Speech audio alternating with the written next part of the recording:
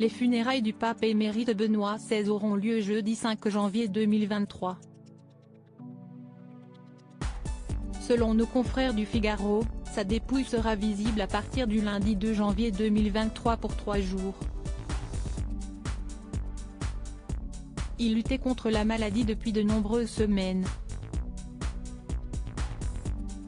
Mercredi 28 décembre 2022, le pape François avait appelé ses fidèles à prier pour le pape émérite Benoît XVI gravement malade. L'agence France Presse avait appris dans le même temps que sa santé s'est dégradée il y a environ 3 jours. Ce sont ses fonctions vitales qui lâchent, y compris le cœur. Samedi 31 décembre 2022, à l'aube de la nouvelle année, le pape émérite est mort à l'âge de 95 ans.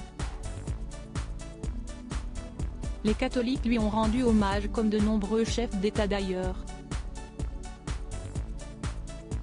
Sur Twitter, le président de la République, Emmanuel Macron lui a rendu un hommage appuyé. Mes pensées vont aux catholiques de France et du monde, endeuillés par le départ de sa sainteté Benoît XVI, qui œuvra avec âme et intelligence pour un monde plus fraternel. Une cérémonie sobre au lendemain de son décès, nous en savons plus sur le déroulé de ses funérailles qui auront lieu jeudi 5 janvier 2023, au Vatican. Selon nos confrères du Figaro, la dépouille du défunt sera visible à partir du lundi 2 janvier 2023, à 9 h et jusqu'au mercredi 4 janvier 2023, à 19 h. Après cela, le pape émérite Benoît XVI partira pour son dernier voyage. Pendant 3 jours, les fidèles pourront venir lui rendre hommage en la basilique Saint-Pierre. Nos confrères écrivent, le corps du pape alors visible est revêtu des vêtements pontificaux, du bâton pastoral, de la mitre et du pallium. Le cercueil du théologue allemand sera exposé de lundi à mercredi. Il devrait être paré des attributs d'un simple évêque, celui de Rome. Jeudi 5 janvier 2023, soit 5 jours après la mort de Benoît XVI, une cérémonie est prévue à 9 h 30, place Saint-Pierre.